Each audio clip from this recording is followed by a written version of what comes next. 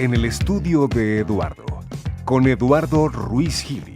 Yo soy orgullosamente ciudad mexiquense, ciudad mexicano. Bueno, ya ni sé lo que es, porque antes éramos defeños, chilangos, pero como cambió el nombre, ahora es la Ciudad de México, pues mexicas. Yo siempre he sugerido que deberíamos ser mexicas, porque los fundadores de esta ciudad fueron los mexicas, o tales podríamos ser tepanecas, porque ellos llegaron antes al valle. No sé, pero creo que todavía falta el gentilicio apropiado para quienes vivimos en esta ciudad. Ahora, mi ciudad me fascina, me encanta, con todas sus broncas, su tráfico, su contaminación, sus índices de inseguridad, la ineficiencia de algunas autoridades.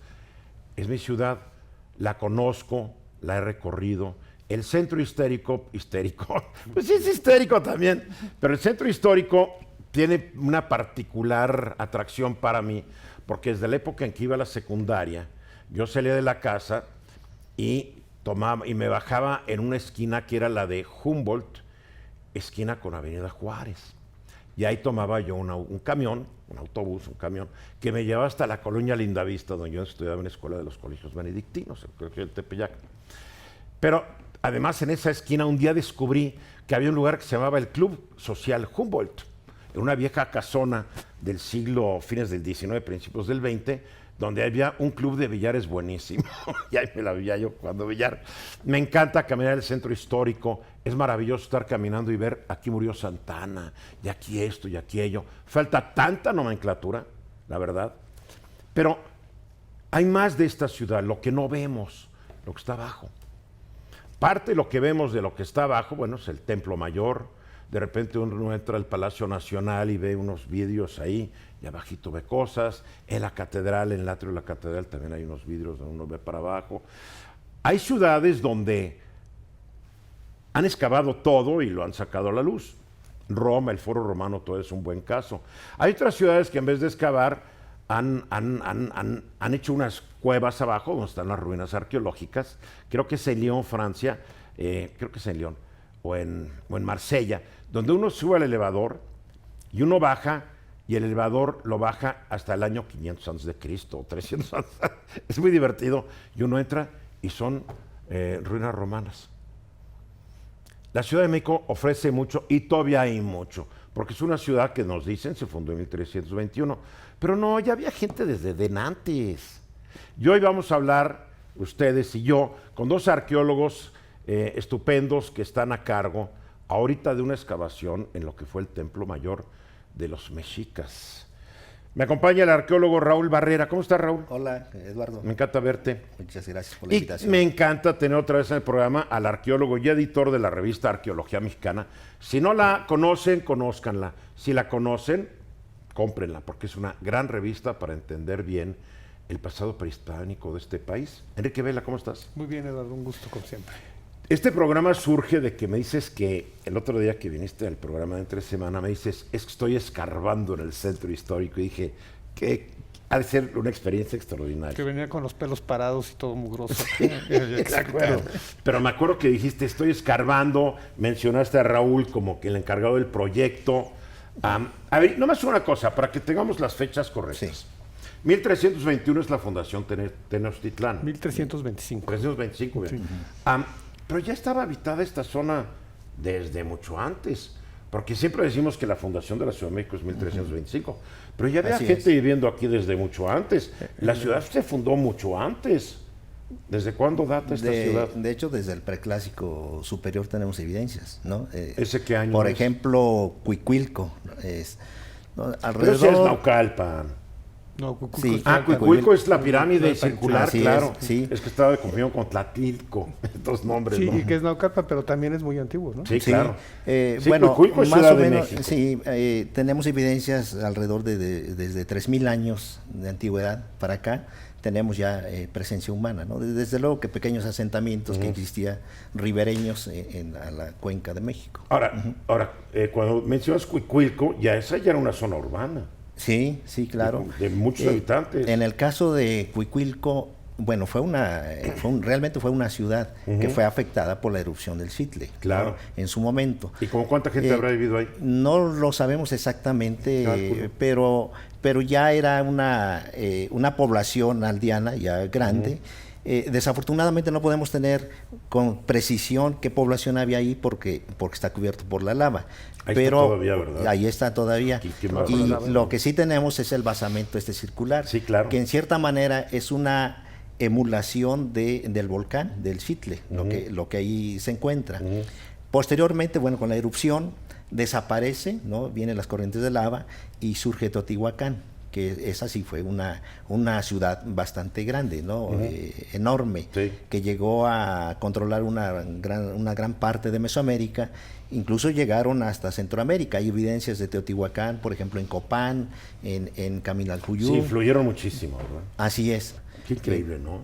O sea, podemos decir entonces que lo que sería la primera zona urbana de la Ciudad de México fue en Cuicuilco. Así es. ¿Y eso en Sí, qué año claro. es? Eso, bueno, hay diferentes opiniones, pero podríamos decir que desde 1500 años antes de nuestra era ya existía Cuicuilco como ciudad. O sea que estirando un poco la liga, pudiéramos decir que la Ciudad de México tiene 1500 más 2000, 3500 años de antigüedad. La ocupación humana Sí, en esta ¿no? zona, Sí. sí, así Bien. es. Yo siempre digo, la Ciudad de México es más antigua que Tenochtitlán, ¿no? Bueno, vamos a Tenochtitlán. ¿Qué están escarbando, Enrique? Pero antes, A ver. fíjate, de Tenochtitlan tú dices que es la fecha de 1325, pero esa es la fecha mítica. Es cuando ellos deciden, cuenta su mito, que en ese año encuentran la señal de Huitzilopochtli, que ahí han de fundar la ciudad. Pero es el mito, porque entiendo que hay evidencia antes, pues, o que hay por lo menos un par de aldeas, ya en el islote propiamente dicho. ¿De los ¿no? mexicas? Pues sí. Eh, Y bueno, pues el asentamiento se desarrolla, tiene todo este poder y en algún momento reinventan su historia, que eso lo hacen muchos Sí, los pueblos. todos los ¿no? países se reinventan, ¿no? Acomodan, Sobre algo. acomodan la historia. Entonces la fecha de 1325 es mítica. Es que hay que insistir un poquito a veces en eso, ¿verdad? Sí, Ya la ciudad ya estaba en desarrollo, pues, ¿no? Bueno, los tepanecas ahí estaban desde antes, ¿no? Sí, Era sí, Xochimilco y Azcapotzalco y todo esto, ¿no? todo eso, sí, sí. Qué fascinante es la historia, ¿no? ¿Y cómo la desconocemos? Porque cuando tú dices los mitos, México, el mito fundacional son los aztecas. Ese es el mito. Los claro. mayas, que se vayan al diablo. Entonces, los aztecas y el águila y el nopal y la víbora. Pues y ese se nos sí. olvida todo lo demás, ¿no? Está en la bandera. Está la ¿no? bandera, Está en la sí. bandera. Que eran los que nadie aguantaba. Sí. No los aguantaba Sí, nadie. sí, el sí. nombre del país es el nombre de los que todo el mundo detestaba. Tal vez Porque traemos un mal. eran quienes pues dominaban por la Sí. fuerza al resto, Sí. ¿no? Ahí viene tal vez parte del desorden. No puede ser. A ver, ¿qué están escarbando? Bueno, mira, nosotros trabajamos, se llama Programa de Arqueología Urbana. Este programa surgió en 1991. Sí. Entonces fue creado por nuestro maestro Eduardo Matos Moctezuma. Este programa es una derivación del proyecto Templo Mayor. O sea, como sabemos, el Templo Mayor se excavó en 1978 a 1982 y surgió la necesidad de ampliar las investigaciones, o sea, los trabajos arqueológicos a un área mayor. Entonces el programa de arqueología urbana comprende lo que fue el recinto sagrado de la ciudad de Tenochtitlan. Eso es nuestra área de trabajo. Bien. Lo que fue el recinto sagrado.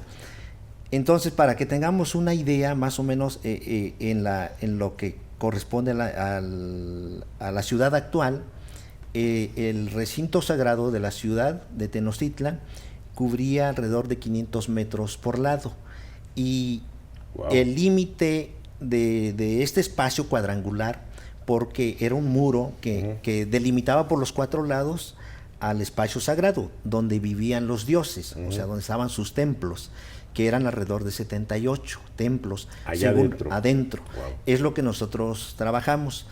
Y su límite por el lado norte serían más o menos la calle de San Ildefonso y Luis González Obregón. Hacia el este tenemos las calles de Correo Mayor y El Carmen. Hacia el sur, parte de Palacio Nacional, o sea, lo que sería el ala norte de Palacio Nacional, y continuando un eje hacia el poniente, el límite de ese espacio sagrado sería colindando con la plancha del Zócalo, ¿no? Por ahí frente a la catedral, por ahí deben existir los restos de la plataforma que delimita por el lado sur al recinto sagrado. Y el lado poniente son las calles de Monte de Piedad y República de Brasil. Bueno, entonces, este es el espacio sagrado de la ciudad. Y los palacios de los soberanos, de los tlatoanis, estaban alrededor, ¿no? Por ejemplo, en Palacio Nacional, en Monte de Piedad, en Santo Domingo, por ahí también hay restos de palacios. Que están abajo. Que están abajo, están ahí esperando, ¿no? Que Híjole, un ¿qué? día los excavemos. Híjole, yo le entro, caray. Vamos a los mensajes, seguimos hablando de este tema fascinante. Regresamos. A ver, tú estabas diciendo que tiene muy buena mano Raúl Enrique, ahorita en el corte, ¿por qué? Sí, porque fíjate, digo, yo lo voy a elogiar. A partir de que se hizo cargo él del programa de arqueología urbana, es una arqueología que no es nada fácil, es muy complicada. O sea, tienes encima la ciudad moderna, hay que quitar concreto y todo eso. Pero aparte de que es un trabajo que requiere mucha paciencia y ser muy meticuloso, pues de repente la suerte juega, ¿no? La suerte, imagino, sí. el talento, no sé. Yo voy a dar un ejemplo, la Tlaltecutli esta que fue el último detonante grande de los proyectos en el Templo Mayor, pudieron haberla descubierto años antes, que pasaron a 20 centímetros, o sea, en ese mismo lugar hicieron una excavación y pasaron a 20, 10 centímetros, ¿no? Increíble, ¿no? Y no la encontraron, ahí la dejaron. No, y tampoco existía la tecnología que hoy existe para detectar. Más o menos sería la misma, ¿no, Raúl? ¿Sí? Sería la Sí. misma. Ah, mira, ok. Pero, por ejemplo, Raúl tiene, porque ya lo vi en acción en el campo, tiene la capacidad de ver, detectar, no sé qué ver. Y dice, hay que Un hacerle sexto el hoyo, sentido. un sexto sentido puede ser, y hay que hacer el hoyo por aquí, y te empiezan a aparecer las cosas, ¿no? Y cuando digo que tiene buena mano es que encontró el Calmecac, que es la escuela de los hijos de los nobles. Ahorita que te platique él, porque es una cosa maravillosa, eso está expuesto. Encontró el Zompantli, que también... El Zompantli, que es así fue como que aterrador, ¿verdad? Y fue la gran noticia de hace A un la par gente de que años, no sepa ¿no? qué es el Zompantli. El Zompantli quiere decir muro de cráneos, donde se exhibían los cráneos de los Pero sacrificados. Tiquipuchal, ¿verdad? Sí. ¿Usted sabe sí, cómo así cuánto es. hubo en un momento? No, en no exhibición? podemos saber porque, bueno, desafortunadamente como es zona urbana, estamos de alguna manera limitados. Excavamos fragmentos de esos edificios. Aquí lo importante... Hay muchos edificios allá arriba que los podrían tumbar, que no aporta nada. La librería Porrúa, la verdad. Todos estos edificios, yo sé, lo que voy a decir no le va a gustar a los Porrúa, pero no aporta nada a ese edificio, a lo que es la arquitectura de la ciudad. El edificio ahí. Y ya La sé. verdad creo que hay cosas más interesantes abajo del edificio que el edificio. Pero Y no- muchos Sí. más. Sí aportan y no es necesario tirarlos, ¿verdad? No, bueno, lo que pasa es que son edificios que están considerados como históricos, Sí, o ya lo sea, sé, y ya, es bueno. parte de nuestra... Sí, hay cada. sí, Yo he visto unos ¿verdad? que son históricos que dices, bueno, alguien decidió.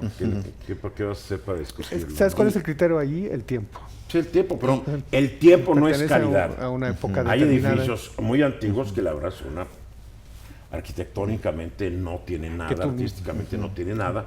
Lo único que su único mérito es sobrevivieron a todas las batallas, guerras, revoluciones, etcétera, etcétera. Sí. Que es mucho, Punto. que es mucho mérito Sí, también. es mucho mérito Eso de te los explica el ladrillos, momento histórico. pero abajo hay algo que es Sí. único e irrepetible en el universo.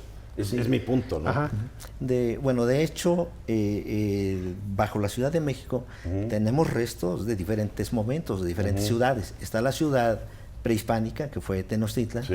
y que fue destruida por órdenes de Hernán Cortés. O sea, la destrucción fue fuerte. Pues sí, era el conquistador. De ese como- momento a los tenemos... conquistadores les encanta hacer pinole lo conquistado, ¿verdad? Sí, así. Es parte Entonces, tenemos poco de ese momento, de ese encuentro, tenemos pocas evidencias arqueológicas. Lo que conocemos más son de momentos anteriores, o sea, de los gobernantes que estaban antes, Agüizo, Tizoc, de sus obras que ellos llevaron a cabo. Gobernantes más antiguos que Moctezuma y... Sí, de Moctezuma, Moctezuma Xocoyotzin fue el momento que llega Hernán Cortés, que se da ese encuentro. Pero hemos encontrado evidencias desde mucho antes, desde Moctezuma I, por ejemplo, conocemos lo que él construyó, los O sea, que eso ya estaba abajo cuando llegó Cortés. Sí, ya Porque estaba... los aztecas como que construían y seguían construyendo arriba de él, ¿no? Sí, Era como como capas de cebolla, ¿no? De un templo pequeño lo iban agrandando, pero no lo destruían. Ese quedaba como núcleo, Sí. y por eso es que tenemos diferentes etapas constructivas Qué maravilloso, de los edificios. Y eso se da en Mesoamérica, en Teotihuacán, en la zona maya, es el mismo sistema constructivo, y sobre todo de los espacios sagrados, de los templos. Esa era la técnica que O sea, se aquí lo llevaba a cabo. tumbaban. No los tumbaban. Porque en Europa muchas catedrales góticas las construyeron, o románicas, donde había habido templos Construían romanos. sobre la otra. No es que ahí se echaron los templos romanos y usaron el material para construir su catedral gótica o románica, ¿no? Aquí también ocurrió eso, bueno, Ah, ¿sí? pero después de la conquista. Ya con los ¿no? Cuando españoles, se viene sí. la destrucción, hemos encontrado en las excavaciones que llevamos a cabo en los diferentes predios, vemos cómo, por ejemplo, en lo que conocemos como periodo virreinal temprano, cómo destruyen... ¿Cuál es ese periodo virreinal temprano? Años. Sería lo que conocemos como contacto, el momento inmediato después de la conquista de Tenochtitlan, 1521, más o menos 1521 a 1550, más Bien. o menos, ¿no? Entonces, que es el momento podríamos decir, de transición. Entonces, bueno, destruyen los edificios, construyen los espacios religiosos, inicia la construcción de la catedral, sus casas, sus palacios, y con las mismas piedras, ¿no? Y seguramente fueron los mismos indígenas a quienes obligan Mano de a obra trabajar, esclava, claro. y los dioses, las esculturas, trataron de destruirlas, ¿no? Como producto de la conquista.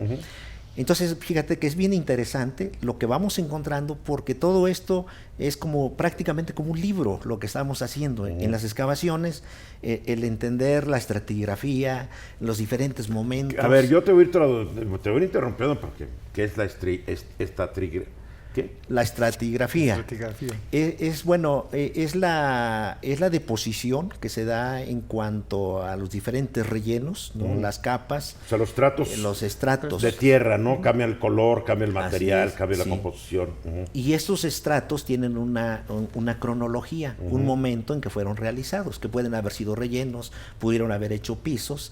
Entonces, toda esa secuencia que tenemos de nuestras excavaciones, podríamos decir de lo más profundo que excavamos hacia lo más reciente. Entonces tenemos toda una secuencia de ocupación. Una línea del tiempo. Una ¿no? línea del tiempo. Y en el caso, por ejemplo, de Palacio Nacional, bueno, pues ahí están los restos del Palacio de Axayácatl. Y el palacio, sabemos por fuentes y por... O sea, que no era el de Moctezuma, El de Palacio Nacional. de Moctezuma Xocoyotzin. era. Sí. Porque Axayácatl creo que estaba en lo que es En el Monte de En Piedad. Monte de El Monte de Piedad. Piedad, sí. Ahí en Monte de Piedad, ahí existen restos de lo que fue el Palacio de Axayácatl, ahí en el subsuelo. ¿Y se pueden ver o no todavía? No, fíjate que nosotros, bueno, que quisiéramos, ¿verdad? Que Claro. mostrar lo más que se pudiera. No es fácil porque Me la ciudad, nuestra ciudad, y eso es bien importante que seamos muy conscientes.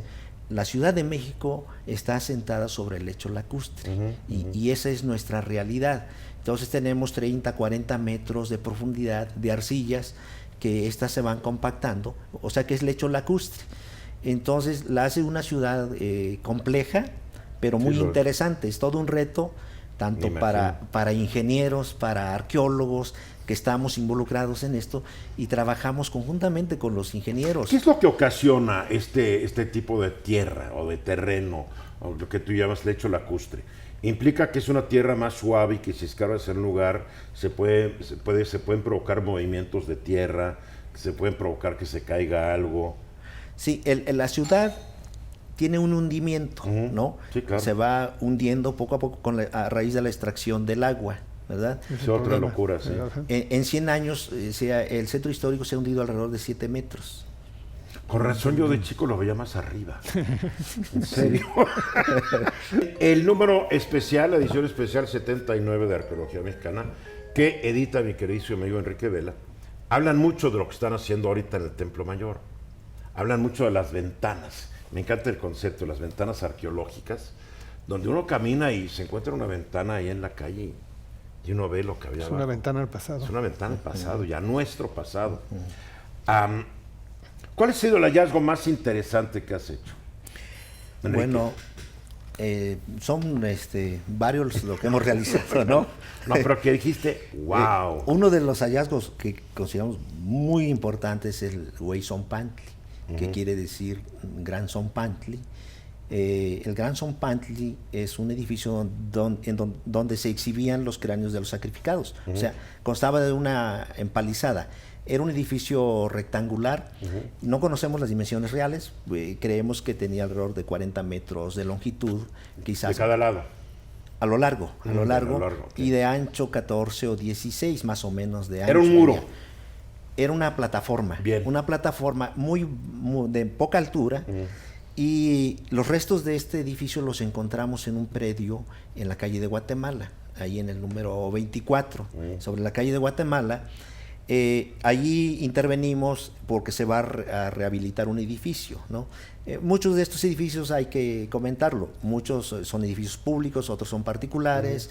Trabajamos lo que son las vías públicas, las plazas, que quedan dentro de nuestra área de estudio. Bueno, entonces ahí ¿No hablan a veces con los dueños del edificio y dicen, oye, déjenos ver qué hay aquí? Es que eso es importante que lo digas, que están obligados Sí. a dar aviso y... No, pues entonces se encuentra algo y se hacen tarugos, ¿no? No pueden. No, No. sobre todo lo que es Antes el lo Bien hacían, importante. sí. Antes se hacían tarugos, Sí, ¿verdad? sí, sí. Lo que es el centro histórico está protegido por la ley, ¿no? Y es patrimonio de la humanidad. Lo es. Entonces, por eso es que todos los propietarios, sean particulares o sean dependencias de gobierno, tienen la obligación de notificar al instituto para que nosotros podamos intervenir, ¿no? Y si en la calle te encuentras algo que tú supones está dentro de un edificio, pues lo reportas, lo avisas y... Qué bueno, me encanta. Es me la encanta. obligación del ciudadano. Qué bien, me gusta. De avisar, ¿no? Me gusta. Entonces ya vamos nosotros, ya atendemos esa necesidad. Se establecen los convenios como debe ser, ¿no? Porque nosotros llevamos una representación oficial para poder intervenir. Bien.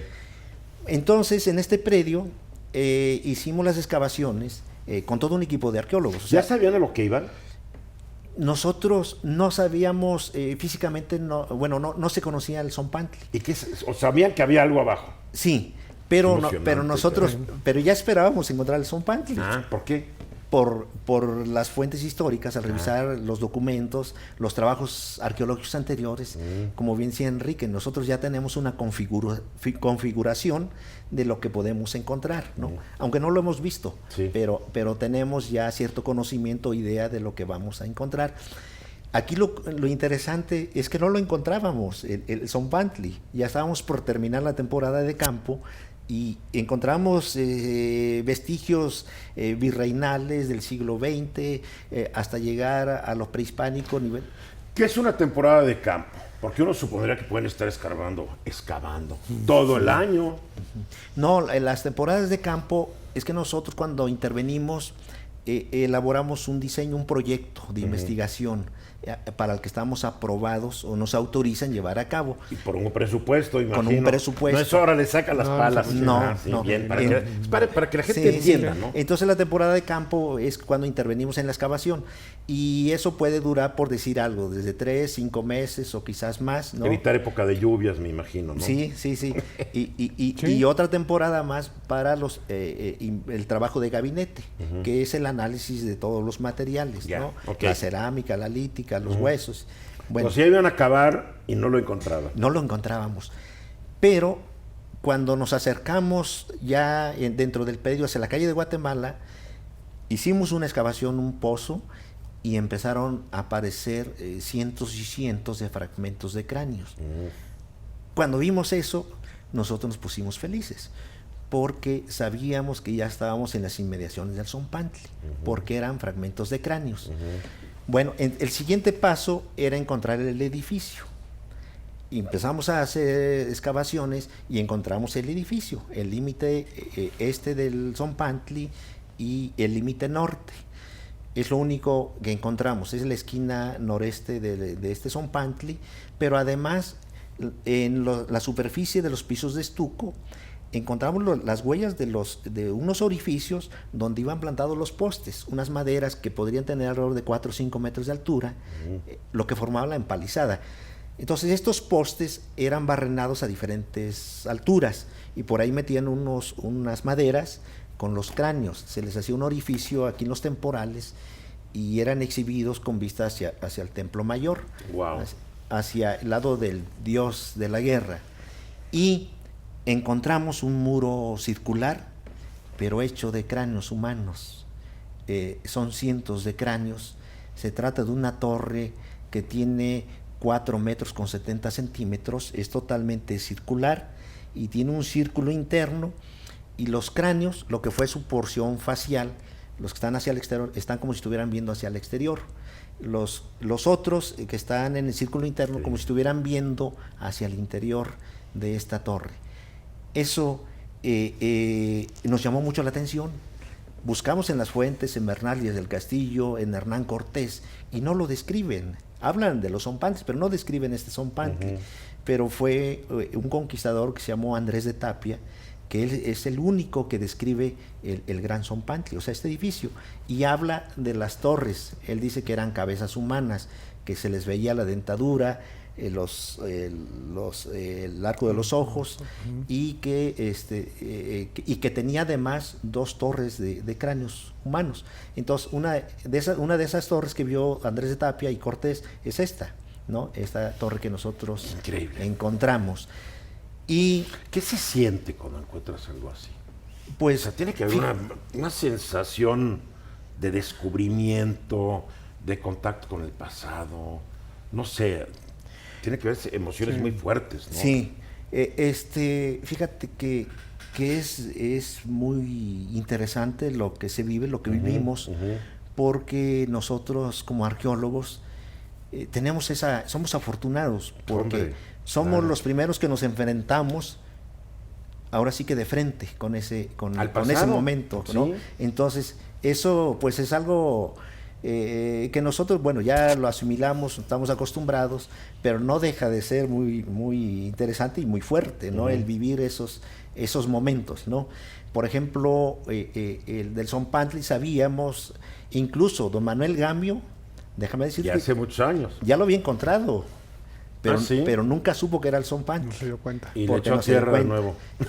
Es que excavó en un predio que está al lado y registró todo, pero no encontró los cráneos. Don Leopoldo Batres, que trabajó en la calle de Guatemala, también encontró restos del edificio, pero tampoco supo que era el zompantli. Los cráneos fueron la clave. Fueron la clave. Qué que increíble, los cráneos. qué increíble. Es una historia de detectives esto, ¿eh? Y pues realmente, fíjate que esto tiene que ver también con su cosmovisión. La gran mayoría de estos cráneos, bueno, tenemos del sexo masculino, también hay del sexo femenino, y quizás un 3% de cráneos de niños. Es lo que tenemos ahí. Sabemos que hombres y mujeres iban a la guerra, entonces muchos de ellos deben ser cautivos, hombres y mujeres, O sea, eran enemigos de los mexicas. enemigos de los mexicas, a donde Y un iban. niño que otro. Y los niños, eso es algo diferente, pero que tiene relación pues con Huitzilopochtli. No sería como una vez me platicaba alguien de Guerrero que tuvieron una bronca familiar con otra familia, ¿no? Y me decía, yo me acuerdo cuando mis tíos se fueron a vengar de la familia que había matado a mi tío.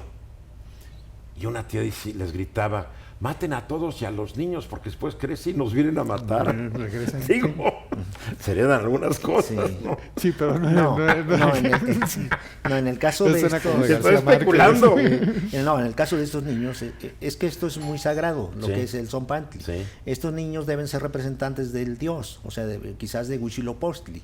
O sea, son Niños que eran elegidos para eran una elegidos, misión celestial. así es, era como el representante del dios entre los humanos, y era venerado, era muy sagrado, Sí. pero finalmente era sacrificado. Y unos dirán, pues si era una salvajada, pues sí, pero también cuando estás en Trastevere, en Roma, no sé si conozcan esta iglesia de los carmelitas, que entras al sótano Y y tanto- todos los altares son cráneos, omóplatos, fémures, huesos de la cadera, pelvis, digo, Es que todo tiene un contexto cultural Todo tiene un que no contexto, justifica, pero sí explica las prácticas. sí, ¿no? así es, y lo importante es explicarlo, ¿verdad? Explicarlo, sí. Vamos a los mensajes, continuamos.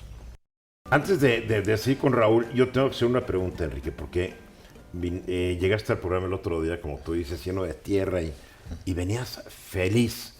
Y te digo, ¿dónde vienes? Que estoy excavando ahí en el Templo Mayor. Pero estabas verdaderamente feliz. Sí, eso se lo agradezco a Raúl porque él me invitó. Y apenas estoy empezando, ¿verdad? No, Sí. estoy de pegote, digamos. Yo tenía muchos años que no iba a una excavación y un día Raúl, como es generoso, me dijo, vente, y yo le dije sí. Y un día me dijo, ¿te presentas el lunes? Y yo no, sí el lunes, y el lunes llegué, ¿no? Y es una experiencia maravillosa. Hay Así. que saber hacerlo, ¿no? Y Porque hay no es que- nomás llegar y sí, no aquí, nada más llegar, tipo no, tierra. porque hay que es muy registrar, laborioso, hay que tener sí. condición física, ¿no? Porque de repente estás en posiciones un tanto, Sí, es complicado. Sí, no claro. digo, Y hay todo un procedimiento que es el que me estoy poniendo yo al día, que es porque no puedes quitar nada más la tierra, sino tienes que registrar, tienes que ir entendiendo todo eso. me imagino que usan muchas fotografías, ¿no? Fotografiar. Sí. dibujar. Llegas a algo, Sí. foto, Llevamos todo un registro durante el proceso de excavación. georreferenciado además, Así ¿no? es, Todo. así es, todo. Por ejemplo, cuando ya empezamos a excavar, aunque sea un piso moderno, lo debemos registrar. Porque Claro. desde ese momento empieza nuestro control. Es porque es nue- parte de, claro. parte de la historia que hay que conocer. ¿Qué hacen con todo ese material después? ¿Se publica o nomás se queda guardado? Pues bueno, primero es el registro de campo, el trabajo, podríamos decir, técnico, de todo el contexto arqueológico, y después es procesado, es analizado. Los tepalcates, todo se analiza. Hasta un tepalcate. Hasta un tepalcate. Desde luego que los tepalcates son materiales de desecho.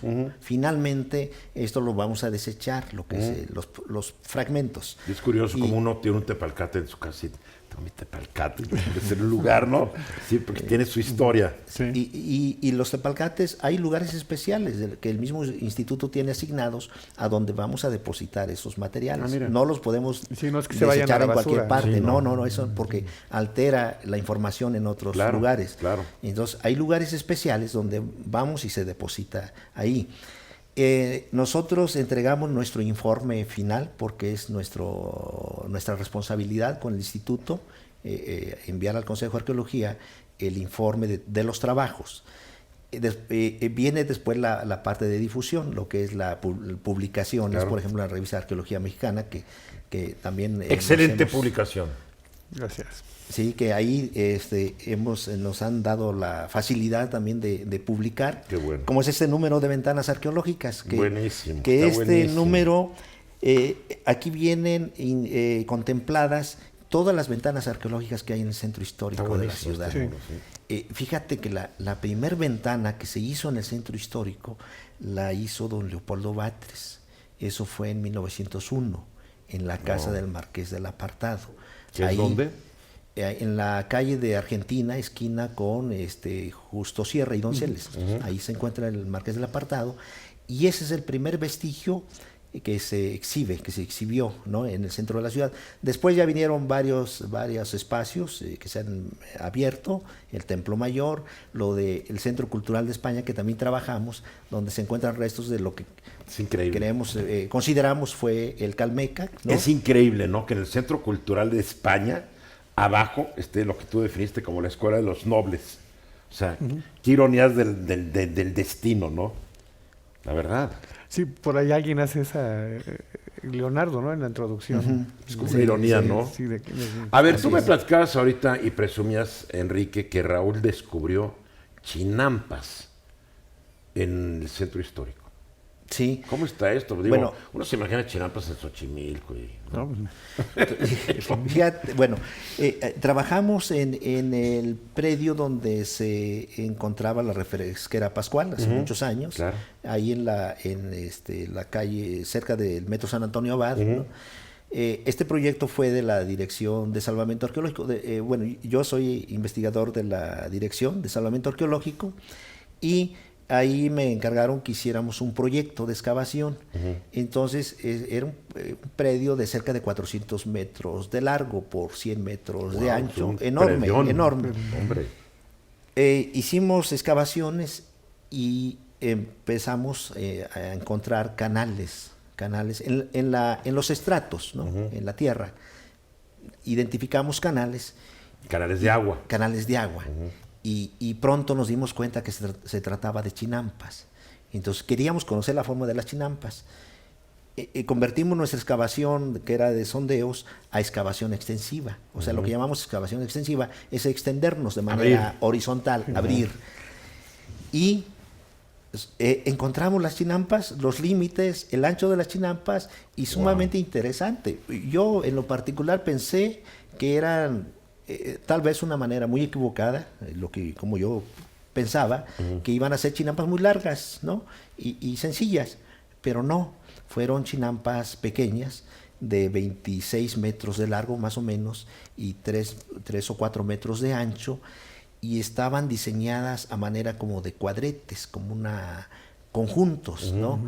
Y, uno independiente del otro. sí, como conjuntos, unas chinampas así alineadas y luego delimitadas por otras transversales, como forma de petatillo, ¿no? Que, más o menos a esa manera, y excavamos los canales y las chinampas. Y eso es una maravilla porque nos va a permitir entender cómo eran las chinampas en la zona urbana de Tenochtitlan. O sea que no solamente era una zona urbana, era una zona agrícola.